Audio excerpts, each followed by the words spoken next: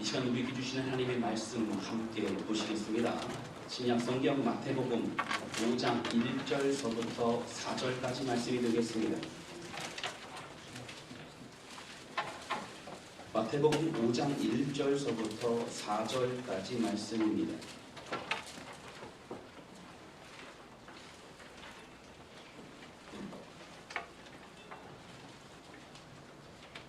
찾으신 일로 알고 1절부터 4절까지 말씀 함께 교독하겠습니다. 제가 먼저 읽겠습니다.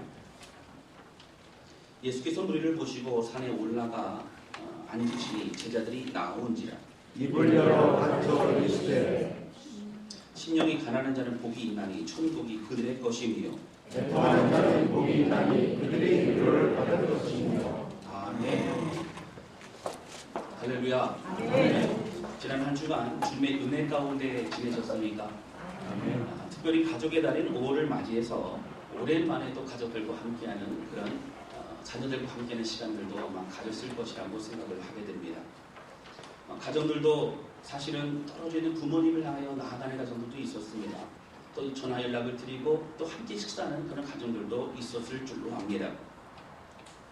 그러나 또 연휴의 시간이 이제 곧 이제 끝나가게 됩니다. 오늘 저희가 주일 예배와 함께 모였습니다. 여기 모인 우리 모두는, 우리의 가정은 바로 우리가 누리는 축복과 사랑이 하나님의 은혜인 것을 기억하며 전심으로 예배드리는 저와 여러분 되시기를 주님으로 축원합니다. 여러분, 그러나 또 가정에 여러 아픔과 어려움이 있어서 웃을 수 없고 깊은 한숨이 나오는 가정들이 있다면 여러분, 하나님의 위로와 또 은혜로 인하여 회복되시기를 주님의 이름으로 축원합니다. 계속해서 산상수훈의 팔복에 관한 말씀을 나누려고 합니다. 지난주에는 심령이 가난한 자는 복이 있나니 천국이 저희 것임이라 라고 첫 번째 말씀을 함께 나누었습니다. 오늘은 그 두 번째 말씀을 나누려고 합니다. 4절 말씀입니다. 애통하는 자는 복이 있나니 그들이 위로를 받을 것이며 라고 나옵니다. 저는 이 말씀을 통해서 우리의 마음을 아시는 주님의 은혜, 그리고 강팍한 우리의 심령이 애통하는 심령으로 변화가 되어서 흐르는 눈물을 주님의 위로로 인하여 새롭게 출발하는 그런 귀한 시간, 이 시간이 될 수 있기를 주님의 이름으로 축원합니다. 오늘 본문의 말씀은 여러분 계속 말씀드렸던 것처럼 본격적인 공생애가 시작된 예수님, 그 주님께 제자를 부르시고 이제 여러 가지 사역을 하시지만 본격적으로 말씀의 가르침을 하고 계신 장면입니다. 특별히 사람들도 있지만 제자들 가운데서 산상수훈을 통해 산에서 천국의 복음이, 천국의 축복이 무엇인지를 알게 하시기 위한 바로 예수님의 특별한 가르침의 시간이었습니다. 오늘 본문의 말씀을 함께 나누고 하는 첫 번째는요, 바로 성경에서 말하는 축복은 하나님의 통치와 그분이 함께 하시는 바로 임마누엘이라고 하는 것입니다. 다시 말씀드리면 성경에서 말하는 축복은 하나님의 통치하신 하나님의 나라와 바로 임마누엘, 우리와 함께 하신이라고 하는 것입니다. 산상수훈은 신약에서 우리 예수님을 통해서 하나님의 나라에 대해서 우리에게 설명해 주시고 있는 것을 볼 수 있습니다. 하나님 나라의 의가 무엇인가? 하나님 나라의 축복이 무엇인가? 하나님 나라에서 누리는 은혜가 무엇인가를 설명해 주고 있습니다. 여러분, 우리는 하나님의 나라라고 말한다면 죽어서 가는 저 천국만 생각할 때가 있습니다. 여러분, 우리가 가야 될 천국도 마찬가지지만 우리 예수님께 말씀하십니다. 하나님의 나라가 이곳에 임한다고 말씀하십니다. 저 천국을 사모할 뿐만 아니라 이 땅에 임하게 하시는 주님의 놀라운 은혜를 바라보면서 우리 주님 앞에 마음을 들여 이 땅에서 천국을 누리며 살아가는 저와 여러분 되시기를 주님의 이름으로 축원합니다. 여러분, 하나님의 통치와 임재가 바로 하나님의 나라의 그 은혜와 축복이라고 하는 것입니다. 여러분, 예수님이 이 땅에 오셨기 때문에 하나님의 임재와 하나님의 나라의 축복이 임하는 것입니다. 여러분, 사실 이스라엘 백성들이 이제 출애굽한 이후에 그들이 처음 신앙생활을 하면서 이제 주님을 믿는 것을 배워나가기 시작합니다. 그랬을 때 처음 받았던 것이 무엇이냐면 시내산에서 십계명을 받게 됩니다. 그리고 모세오경, 모세의 말씀을 통하여 이제 그들이 어떻게 살아가야 되는지에 대해서 자세한 하나님의 율법을 그들이 받게 됩니다. 이제 율법을 받았던 그들은 하나님 어떻게 섬길 것인지를 배우게 되어지고 하나님께 예배를 드리며 살아갑니다. 그런데 이제 시간이 흘러서 신약시대가 왔을 때에는 예수님이 이 땅에 오셨기 때문에 여러분 십자가의 사건과 주님의 보혈의 피로 의지하여서 오늘 우리는 개개인적으로 주님 깊이 만날 수 있는 은혜가 생기게 되었다고 하는 것입니다. 예수님이 이 땅에 오셔서 구약시대의 시내산에서 말씀을 받았던 것처럼 오늘 예수님은 바로 산이라고 하는 산상수훈, 산에서 말씀을 가르치면서 이제 새로운 율법에 대해서 주님이 선포하고 계신 것을 볼 수 있습니다. 그런 천국의 복음이 무엇입니까? 천국의 축복과 천국에 누리는 의의가 무엇입니까? 바로 이것이 바로 팔복에서 말씀하고 있는 하나님의 뜻과 은혜라고 하는 것입니다. 예수님은 구약의 율법을 폐기하러 오신 것이 아닙니다. 구약의 율법을 완성시키면서 하나님의 본질적인 우리에 대한 뜻이 무엇인가를 좀 더 깊이 있게 설명하고 계신 부분이 바로 마태복음 5장과 6장에 있는 산상수훈의 말씀이라고 하는 것입니다. 사랑하는 성도 여러분, 저는 그래서 이 산상수훈의 말씀이 굉장히 중요합니다. 오늘 예수님으로 인해서 축복받고 그리고 구원받은 우리의 삶은 이 땅의 삶이 아니라 저 천국 바라보면서 이 땅에서 천국을 누리며 기뻐하며 하나님의 은혜 가운데 주님이 주신 그 뜻을 발견하고 살아가는 저와 여러분 되시기를 주님의 이름으로 축원합니다. 여러분 구약시대의 복과 신약시대의 복의 개념이 조금 다릅니다.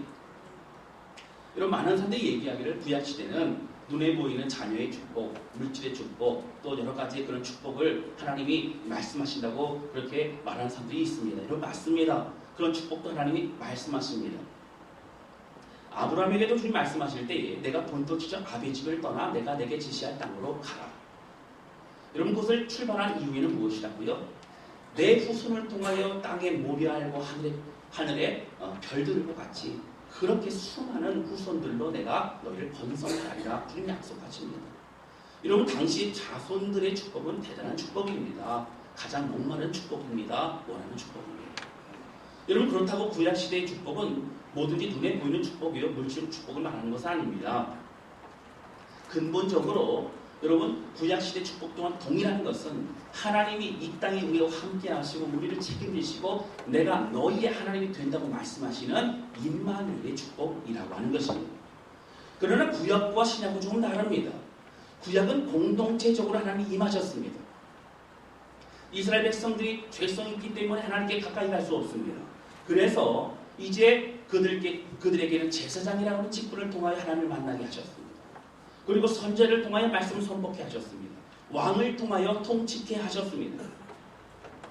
하나님이 특별히 기름 부은 자들을 통하여 공동체적으로 그들 가운데 말씀하시고 하나님이 함께 하셨습니다. 여러분 신약으로 넘어올 때는 어떻게 됩니까? 여러분 이제 지성소로 들어가는 휘장이 갈라집니다. 예수 그리스도의 십자가 사건으로 하나님과 하나 될 수 있는 은혜가 열려지게 된 것입니다. 여러분 그러면 신앙에 넘어올 때는 근본적인 축복의 은혜에 대해서 설명하기 시작합니다. 여러분 구약시대는 그러면 왜 우리 가운데 그런 이 땅에 눈에 보이는 축복들을 하나님 허락하셨습니까? 우리 가운데 함께 하시는 하나님에 대한 것을 드러내기 위한 주의 특별한 은혜요 축복과 주의 나타내심이라고 하는 것입니다. 사랑하는 성도 여러분, 여러분 많은 사람들이 신약시대에 넘어오면서 이 복의 개념을 얘기할 때에 물질적인 것은 모든 것이 나쁜 것이라고 얘기하는데 그렇지 않습니다. 우리가 주님 안에 거하지 않고 물질에 거하는 것은 모든 것이 여러분 주님과 상관없는 죄악입니다. 그러나 오늘 주님의 은혜 가운데 거하는 자들이 주님을 알고 믿고 따르는 자들이 주님이 주시는 은혜를 누리는 것은 하나님 우리를 이 천지를 창조하신 창조의 법칙에 따른 이 땅의 빛과 소금의 역할을 감당할 뿐만 아니라 바로 주님의 사명 감당하는 주님의 뜻을 이루는 삶이 되게 된다고 하는 것입니다. 여러분 저는 특별히 오늘 본문의 말씀을 통해서 이 땅에 오신 예수로서 이름을 다시 한번 좀 첨부해 보려고 합니다. 여러분 예수님이 이 땅에 오실 때에 이 천사를 통하여 이제 마리아에게 나타내신 예수의 이름이 무엇입니까? 바로 임마누엘이라고 하는 것입니다. 여러분 임마누엘은 다른 뜻이 아닙니다. 하나님이 너희와 함께 하심이라고 하는 것입니다. 저는 팔복의 이 축복의 내용을 계속적으로 함께 말씀을 앞으로 해나갈 것입니다. 그런데 우리가 이 복의 개념을 명확히 짚고 넘어가지 않냐면 우리는 우리의 삶과는 괴리가 있는 그런 축복에 대해서 생각할 때가 많이 있을 수밖에 없다라고 하는 것입니다. 사랑하는 성도 여러분, 이제 임마누엘로 오신 예수님은 하나님이 우리의 하나님이 되어지고 우리가 개개인적으로 주를 만날 수 있고 저에게 예배드릴 수 있는 은혜의 사람이 되었다는 것을 선포하셨다는 것을 볼 수 있습니다. 여러분, 그래서 성경은 우리에게 계속적으로 그 어떤 축복보다 가장 큰 축복은 하나님과 함께함으로 주님으로부터 시작하는, 주님과 함께하는 은혜의 삶인 것을 우리에게 눈이 밝혀 말하고 있는 것을 볼 수 있습니다. 이 비밀을 예수님의 제자들과 사도 바울은 서신서들을 통해 분명히 우리에게 말하고 있습니다. 그 어떤 축복보다 하나님이 함께 하신 은혜에 대해서 설명을 합니다. 여러분, 우리가 예배를 드리고 맨 마지막에 축도하게 됩니다. 이 축도는 축복 기도의 줄임말입니다. 축복 기도는 무엇이냐면 바로 사도 바울과 그 많은 제자들이 이제 하나님 앞에 교회들을 위해, 성도들을 위해 눈물로 축복하며 마지막으로 기도했던 것을 가지고 이제 많은 목회자들이 또 함께 성도를 축복하며 기도하는 그런 곳으로 쓰이게 됩니다. 여러분, 고린도후서 13장 13절에 보게 되어지면 함께 말씀 좀 찾도록 하겠습니다. 고린도후서 13장 13절입니다.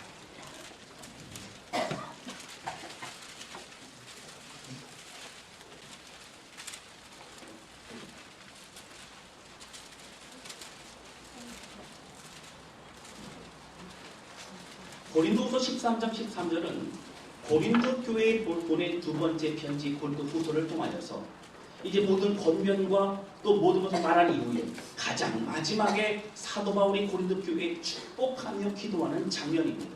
다시 말씀드리면 더 이상 내가 다른 것을 전할 수 없기 때문에 이제 또 다른 편지를 전하게 된다면 한참 후에 전하기 때문에 가장 그 사도 바울의 마음 가운데 있는 중심을 가지고 축복하는 장면입니다. 여러분, 고린도후서 13장 13절의 말씀을 우리 같이 한 목소리로 읽겠습니다. 시작.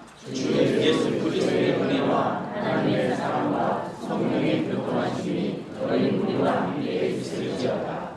아멘. 여러분, 많이 들어보셨을 것입니다. 바로 이게 축도의 내용이 포함되어 있습니다.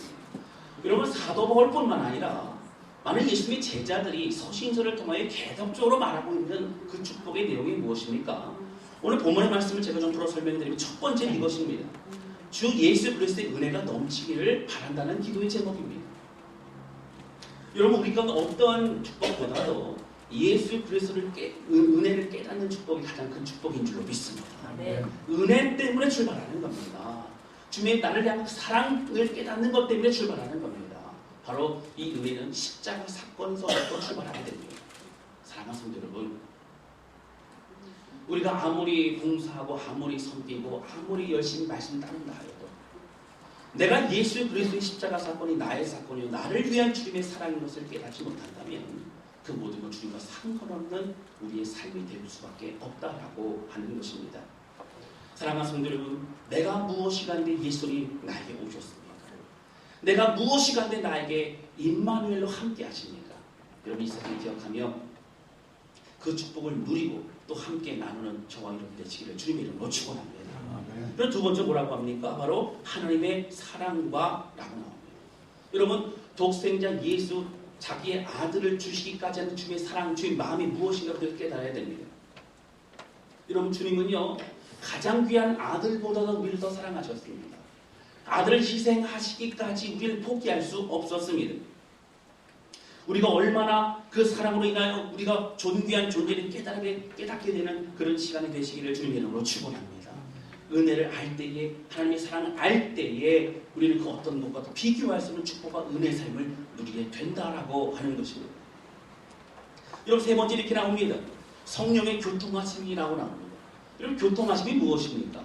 함께 소통하는 겁니다. 함께 왔다 갔다 하는 겁니다. 우리 하나님께 예배를 드리고 하나님께 말씀하시고 은혜를 부어주시고 우리의 주변에 고백하는 모든 과정을 말합니다. 성령의 교통하심은 성령님을 통하여 성도와 성도가 함께 나누고 기뻐하고 서로의 마음을 가지고 함께 이제 공동체의 모습을 나아가는 모습을 말합니다. 또 성령의 교통하심은 하나님과 우리 사이에 깊은 은혜의 감격으로 주님과 동행하는 삶을 말합니다. 사랑하는 성도 여러분, 이 성령의 교통하심이 넘치는 삶을 누리시기를 주님의 이름으로 축원합니다. 네. 오늘 예수 그리스도의 은혜와 하나님의 사랑과 성령님의 교통하심이 오늘 우리 삶에 있을 때에 그 어떤 것보다도 이 축복과 은혜를 통하여 하늘의 복을 누리는 우리 삶이 되게 될 줄로 믿습니다. 여러분, 이 사랑과 축복을 하는 사람들은 더 이상 눈에 보이는 문제가 아닙니다. 자녀의 문제가, 남편의 문제가, 아내의 문제가 바로 더 이상 문제가 아닙니다. 여러분, 어려움이 없다는 얘기가 아닙니다. 하나님께 내어 맡기고 주님을 의지할 때 주님이 어떻게 인도하실지를 믿음으로 바라보며 주의 길을 걸어갈 수 있게 된다라고 하는 것입니다. 하나님은 우리를 붙드시는 분이십니다. 응답하시는 분이십니다. 주님만을 신뢰하시기를 주님의 이름으로 축원합니다. 여러분, 이제 하나님의 역사식을 믿는 믿음으로 나아가야 됩니다. 사도 바울과 다른 또 예수님의 사도들이 보낸 서신서들과 여러 가지 그 성경의 말씀을 보게 되어지면 여러분, 비교할 수 없을 정도로 많은 그런 말씀 가운데 하나님이 함께 하시고 주시는 은혜를 누리는 것이 가장 큰 축복임을 고백하고 있는 것을 볼 수 있습니다. 다 찾을 수 없기 때문에 제가 몇 가지만 말씀드립니다. 고린도전서 16장 23절부터 24절, 에베소서 6장 23절부터 24절, 갈라디아서 6장 18절, 빌립보서 4장 23절, 골로새서 4장 18절, 디모데전서 6장 21절, 여러분 너무 많습니다. 다 읽을 수가 없습니다. 여러분, 이외에도 수많은 곳에서 말하는 것이 무엇입니까? 예수 그리스도의 은혜와 하나님이 주신 평강이 우리 삶의 가장 큰 은혜요 축복인 것을 고백하고 있는 것을 보게 됩니다. 사랑하는 성도 여러분, 오늘 우리가 눈물로 기도하며 주의 마음을 드릴 때에 이 축복의 은혜가 무엇일까를 이번 팔복에 대해서 함께 말씀을 나누고 나갈 때에 오늘 보게 되는 개념이 바뀌어지고 이 땅에 살아가며 소망을 가지고 주님의 은혜로 인하여 날마다 기쁨을 살아가는 그러한 저와 여러분 되시기를 주님의 이름으로 축원합니다. 내 앞에 있는 것과 없는 것 때문에 늘 기분이 좋거나 기분이 나쁘거나 힘들거나 어려운 환경 때문에 움직이는 그 인생이 아니라 하나님의 은혜 때문에 기뻐하며 변치 않는 절대 믿음 가운데 거하는 모든 우리의 삶이 이 팔복을 나누는 이 기간을 통하여 함께 누리는 저와 여러분 되시기를 주님의 이름으로 축원합니다. 여러분, 우리 살아계신 예수 그리스도를 통하여 이 모든 것이 이미 온전히 회복되는 은혜의 삶을 우리는 누리고 있습니다. 지난번 말씀을 드렸습니다. 여러분, 심령이 가난한 자가 복이 있는 것이 아닙니다. 여러분, 마음이 온유한 자가 복이 있는 것이 아닙니다. 여러분, 애통한 자가 복이 있는 것이 아닙니다. 이미 복을 받은 우리가 심령이 가난한 마음이 회복되어지고 애통한 마음이 회복되어질 때에 오늘 이 말씀을 통하여 우리의 삶이 변하고 천국의 은혜를 누리는 그런 축복된 삶을 더욱더 하나님을 향하여 나아가게 될 줄로 믿습니다.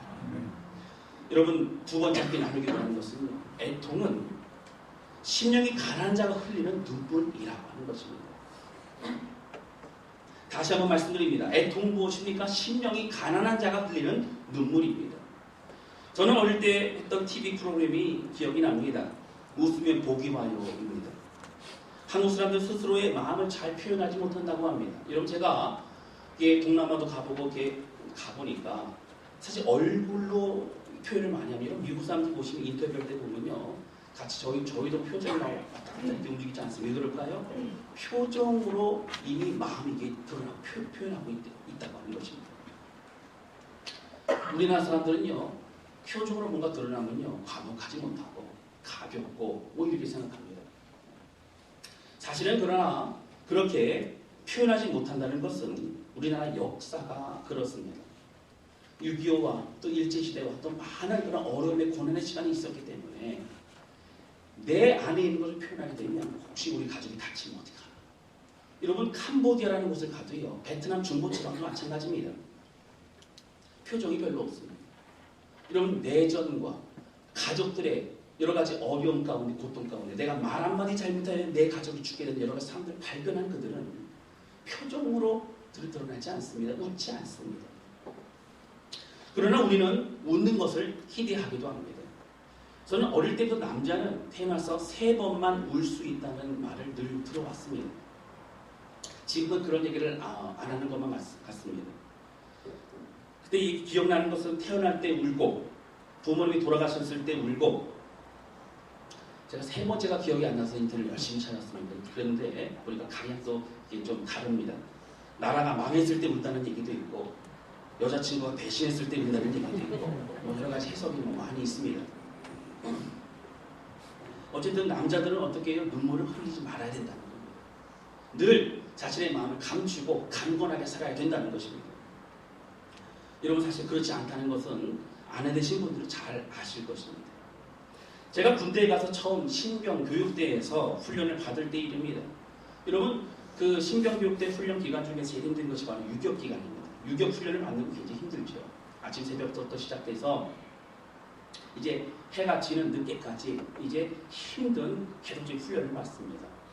잠시도 앉아있을 수 없을 것만 같은 그런 순간으로 모든 구족이 갈갈 찢어진 것만 같은 그런 고통의 시간을 가지고 이제 유격 훈련을 받습니다. 여러분 그때 남자분들은 아실 겁니다. 조교가 그렇게 믿고 그리고 내 안에 숨어있는 그런 분노가 있구나 뭐 이런 걸 아마 생각나신 분들도 아마 있으실 것입니다. 그런데요 이제 해질녘 그 산을 내려오는데 누군가 이 노래를 부릅니다. 나실 때 괴로움 다 잊으시고 뭐 이렇게 부르기 시작하는데 거긴 모든 남자들이 남자들밖에 없겠죠. 군대니까요. 모든 사람들이 이 노래를 따라 부릅니다. 그리고 다들 훌쩍훌쩍 울고 있었습니다. 저만 우는 줄 알았는데 다들 그렇게 울고 있다는 거예요. 훈련을 받고 몇 주 만에 여러분 오랜만에 이제 군대 가서 한 3주 만인 것 같습니다. 주일 예배에 갈 수 있게 되었습니다. 교회에 도착하자마자 들려오는 따스한 찬양의 반주를 들으면서 그 자리에 앉았는데 하염없는 눈물이 흘렀습니다. 내가 그래도 군인인데 이러면 안 되는데 라고 생각했는데 옆에 전우들을 보니까 다 눈물을 흘리고 있었습니다. 여러분 눈물이라고 하는 것은요 우리 마음의 표현입니다. 사람들은 울지 말라고 얘기하지만 오늘 마음이라고 표현할 때에 마음의 중심이 드러나게 되어 있습니다. 남자는 울지 말아야 된다고 말하지만 여러분 사실 남자들은 눈물이 많습니다. 아무리 남자답고 성격이 있어 보이는 겉으로 그렇게 보이는 사람이라 할지라도 여러분 아시는 분은 다 아실 것입니다. 집에 가면 굉장히 여리고 눈물이 많은 분들이 바로 남자들이라는 것을 아실 것입니다. 그리고 나이가 들어갈수록 더욱더 여리고 눈물이 많아집니다. 드라마 보면서 울고 흘러간 노래 들으면서 울고 서운한 얘기 들으면 삐지고 나이를 들어갈수록 남자들은 부드러워지고 여자들은 무서워지는 것이 바로 우리의 현실이기도 합니다. 여러분 남자들이 눈물을 흘릴 때에 놀라지 마시고 우리 남편이 감성이 아직까지 풍부하구나. 아직까지 멋진 남자구나. 여러분 생각해 주시기를 바랍니다. 여러분 어쨌든 세상에서는요 우는 것이 잘못됐다고 얘기합니다. 억압합니다. 그러나 성경이 우리에게 뭐라고 얘기합니까? 애통한 자, 눈물 흘린 자 복되다고 말합니다. 여러분 그러면 성경에서 말하는 애통하는 자가 어떤 자입니까? 어떤 사람입니까? 오늘 성경 말씀에 애통하다라고 하는 단어를 헬라 원어로 살펴보게 되어지면 펜데오라고 하는 단어를 씁니다. 이 펜데오라고 단어는 바로 펜도스라고 하는 그 단어 원어에서 여러분 유래된 동사입니다. 그 뜻은 슬퍼하다는 겁니다. 그 뜻은 애도하다, 애통하다는 겁니다. 이 단어가 주로 쓰인 것을 살펴보게 되어지면 바로 가족 중에 누가 죽었을 때에 애통한 심정으로 애도할 때에 쓰는 표현이 바로 이 표현입니다. 단순히 이제 몸이 조금 아파서 흘리는 눈물이 아닙니다. 단순히 힘들어서 흘리는 눈물이 아닙니다. 마음이 찢어지는 것만 같은 고통의 눈물을 흘리는 것이 바로 이 단어를 쓸 때의 용법이라고 하는 것입니다.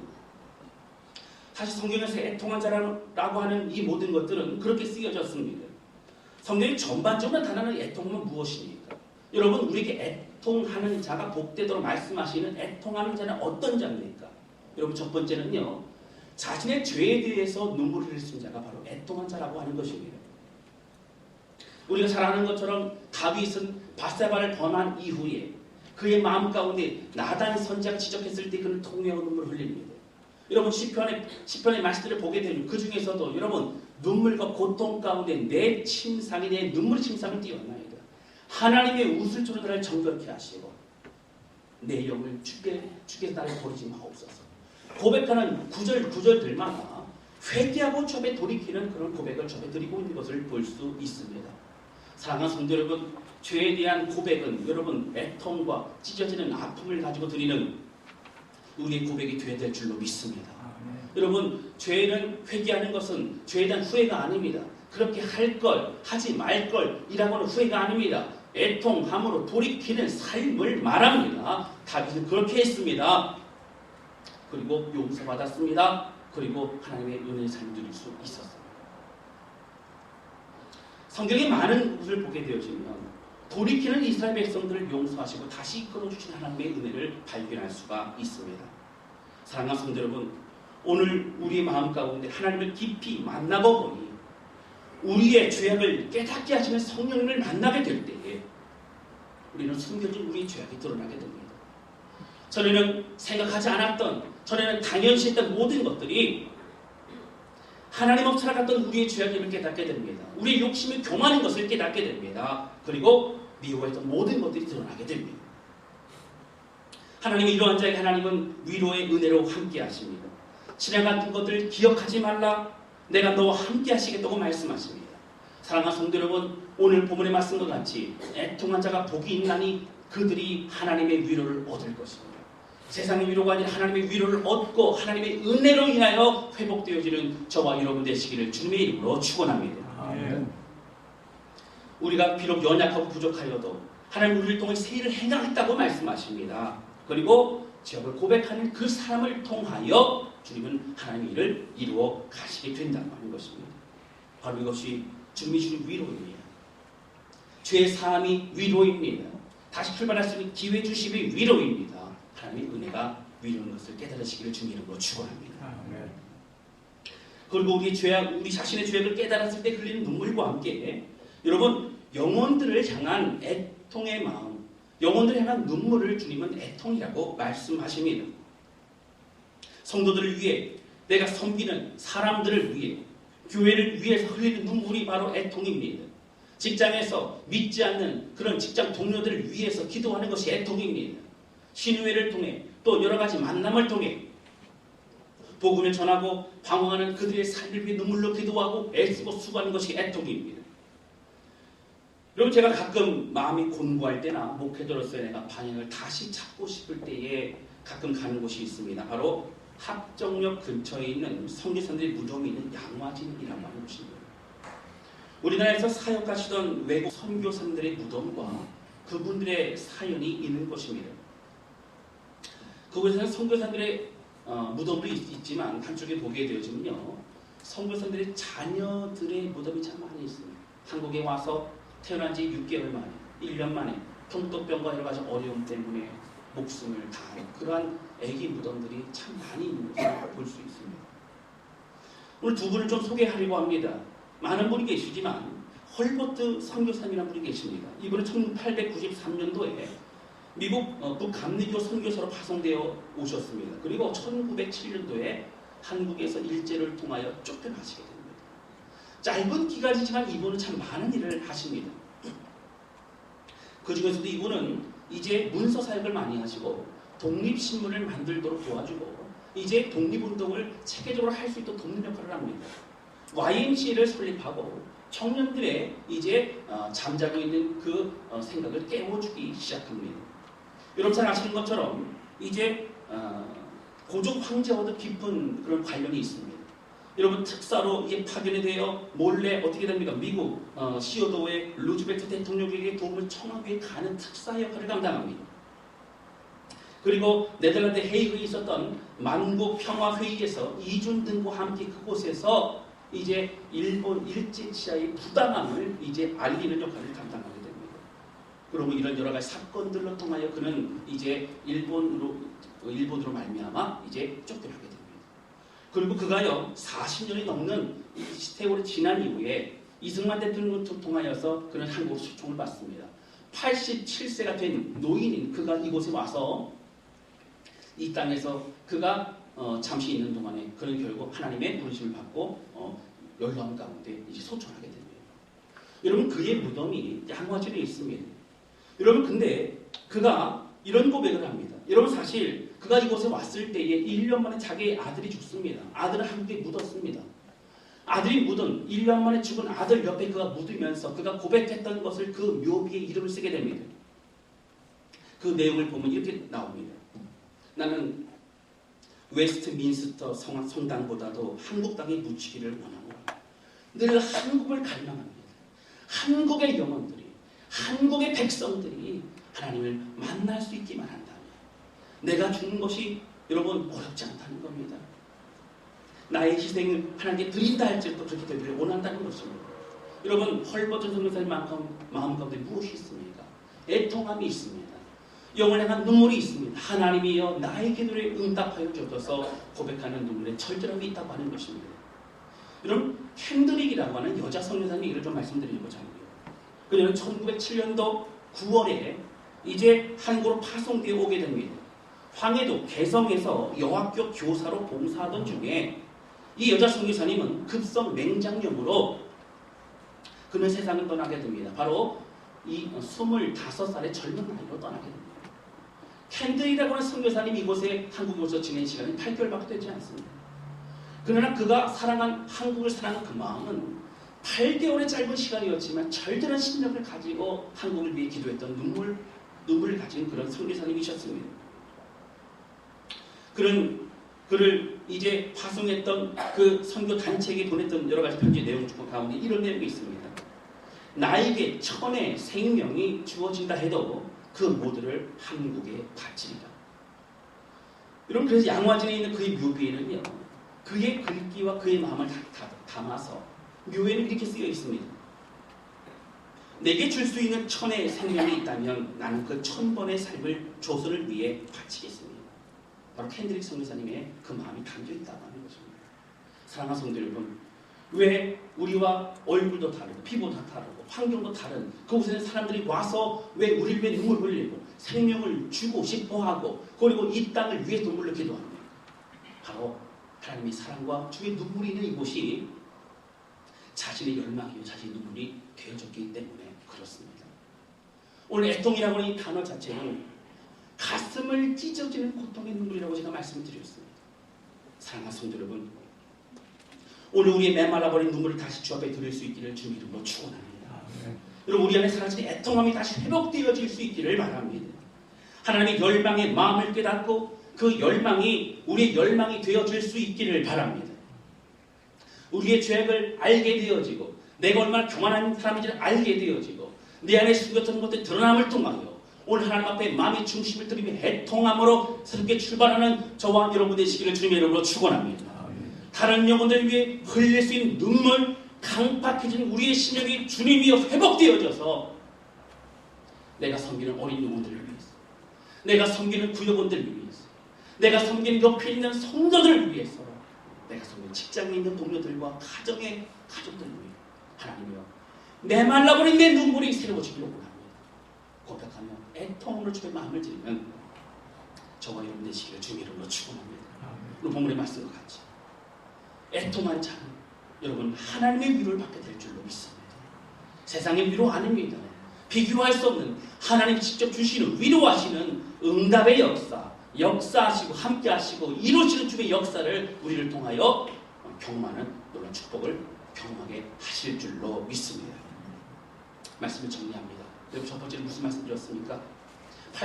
복의 권한을 말씀드리면서 축복은 그 어떤 것보다 하나님 예수를 통하여 이 땅에 오셔서 이제 임마누엘의 주님, 이제 하나님의 은혜와 예수 그리스도의 은혜와 하나님의 사랑과 성령의 교통하심이 너희와 함께 있을지어다. 여러분 이 축복의 내용과 같이 주님과 함께하는 은혜를 누리며 그 하나님이 주시는 행복과 축복 가운데 느끼며 살아가는 저와 여러분 되시기를 주님으로 축원합니다. 두 번째 말씀드렸던 것처럼 애통함으로 우리 강팍한 심령이 새로워지며 다시 주님과 함께 출발함으로 주의 은혜로 인하여 늘 소성하게 되어지는 우리 심령 되시기를 주님의 이름으로 축원합니다. 우리 시간 함께 찬양 주 앞에 드리면서 함께 기도하는 시간을 갖기를 원합니다.